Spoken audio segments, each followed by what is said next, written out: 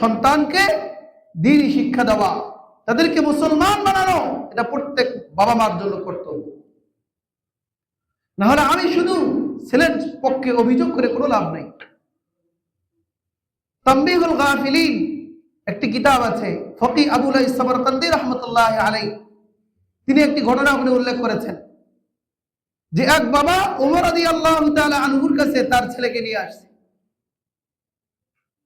নিয়ে এসে বলতেছে, এটা আমার ছেলে, আমার অবাধ্য, আমার কথা শোনে না, সে আমাকে সম্মান দেয় না। তো ছেলেকে বাবা ওমর রাদিয়াল্লাহু তাআলা আনহু জিজ্ঞাসা করেছে, এই ছেলে, তুমি তোমার বাবার অবাধ্য হও কেন? তো ছেলে ওমর রাদিয়াল্লাহু তাআলা আনহুকে জিজ্ঞেস করছে যে, হে আমিরুল মুমিনিন, আমি যে আমার বাবার ছেলে, আমি কি আমার বাবার থেকে কোনো হক পাই না? বলে, হ্যাঁ, তুমি অবশ্যই হক পাও। যে তার মাঝে একটি হক হলো যে তোমার বাবা যেন তোমার জন্য একটা সুন্দর দিনদার স্ত্রী গ্রহণ করে। একটা সন্তান আসবে, সেই সন্তানের যে মা হবে, এই মাটা যেন কি হয়? দিনদার হয়। বাবা মার কর্তব্য আছে। হাদিসে পাকের মধ্যে আসছে, যখন স্বামী স্ত্রী সম্পর্কে যায়, ওই সময় দোয়া করবে, আল্লাহুম্মা জান্নিবনা শাইতান ওয়া জান্নিবিশ শাইতানা মা রাযাকতানা। যারা এই দোয়া করবে, আল্লাহ নবী বলেছেন, ওই সম্পর্কের মাধ্যমে যে সন্তানটা হবে, এই সন্তানকে শয়তান কোনো প্ররোচিত করতে পারবে না, তাকে স্পর্শ করতে পারবে না। তাহলে এইটা কি সন্তান বাঁচতে পারবে নাকি এইটা বাবা মার কাজ? বলেন, এটা একটা কর্তব্য, জন্মের আগে একটা কর্তব্য চলে গেছে। তো ঠিক দিনদার স্ত্রী গ্রহণ করা, সেই দিনদার স্ত্রী তাকে প্রাথমিক পর্যায়ে যে জ্ঞান মায়ের কাছ থেকেই তো শিখবে। এরপরে সন্তানকে দিন শিক্ষা দেওয়া, এটা বাবা মার কর্তব্য। তো সন্তান বলতেছে, তিনটা কর্তব্যের কথা বলছে, যে আমার বাবা একটা কাজও করে নাই। বলেন, কি করে নাই?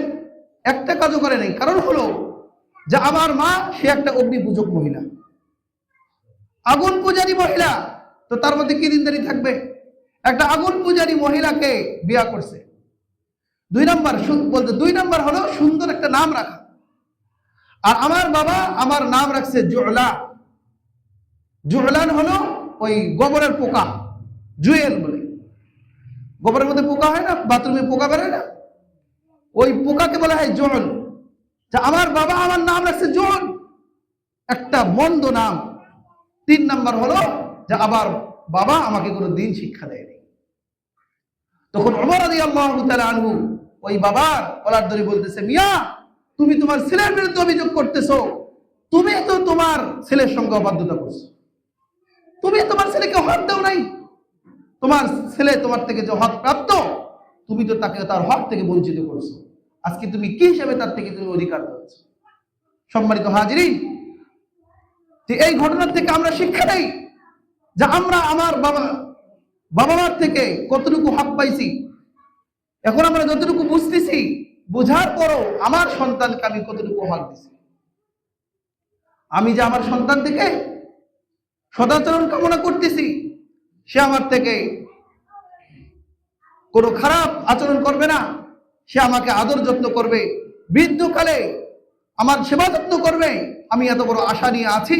কোন আশা? এক নম্বরে তাকে আমি মানুষ বানাইনি।